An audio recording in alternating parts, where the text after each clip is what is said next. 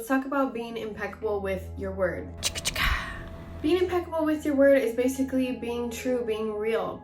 A lot of us in our culture have become super flaky because we have infinite choice of so many things, whether that's on dating sites, we can just swipe to the next person. Kind of the self-care culture that isn't super great, that says, if there's anything wrong with this other person, that I'm just gonna be done with them and not try and grow with this other person at all. I'm gonna just move on and do what's best for me, which on some level that can be healthy, but many times it leaves us with no options of people to hang out with because everyone is not really worthy of our time and energy because we don't want to put in work with anybody. So how do we tackle a situation like being impeccable with our word? Now, what does that mean? Saying you're going to do something and meaning it. Deciding that your word is powerful, that you know that the things that come out of your mouth are spells that you're casting on your reality. Being impeccable with your word is being in truth, not telling things that are a lie, or leaving out details, or not saying certain things, leaving out certain facts, certain parts of the story. Those are all living outside of truth. And when we live outside of truth, we are blocking abundance, because when we are in our full truth and we are speaking in a way that is careful and not making certain commitments or plans, really honoring our experience. A friend asks you, hey, can you meet up with me at 6 o'clock today? And you know that you're running around doing errands and you probably won't be able to meet up with them until 7 and probably won't have the right kind of energy to be able to really enjoy the experience.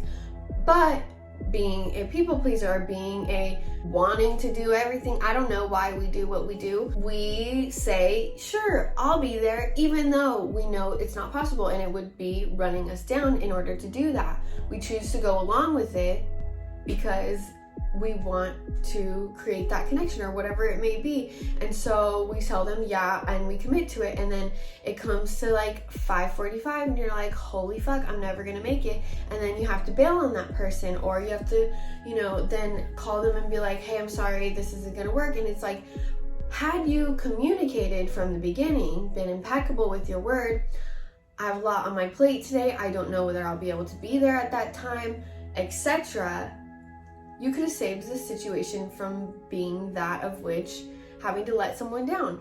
So being impeccable with your word, being true, is living in that abundance frequency, because you know that this access that you have to a blissful reality comes from being in your truth, not having to be anything other than what you already are. Being in truth is giving us access to abundance, because when we live in our truth, we can call in that kind of energy that we want, rather than pretending or not being in the right reality and not being able to manifest, because then we're not living in truth, meaning that our manifestations will not flow through to us because we are not in a flow state. Being in a flow state, we then are able to access our intuition. When we are not listening to our intuition, we cannot be in a flow state.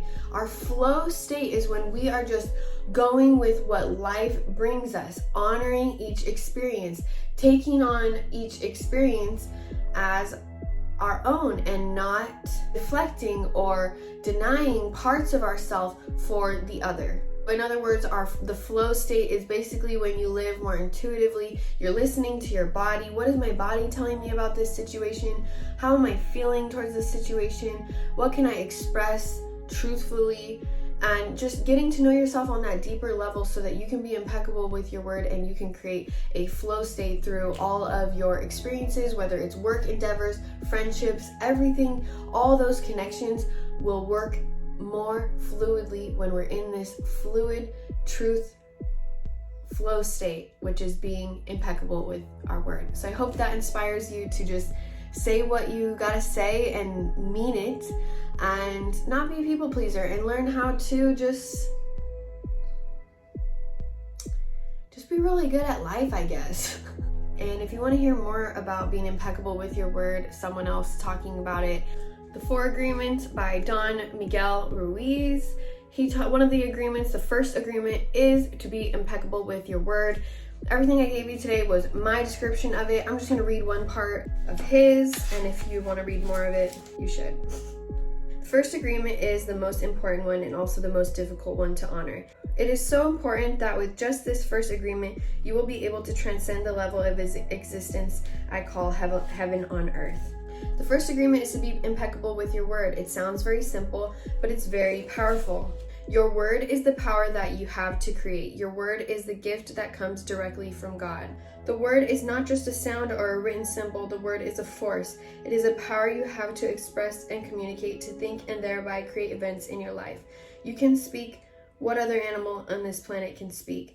The word is the most powerful tool you have as a human. It is a tool of magic, but like a sword with 2 edges, your word can create the most beautiful dream, or your word can destroy everything around you. One edge is the misuse of the word, which creates a living hell. Another edge is the impeccability of the word, which will only create beauty, love, and heaven on earth. Depending on how it is used, the word can set you free, or it can enslave you more than you know.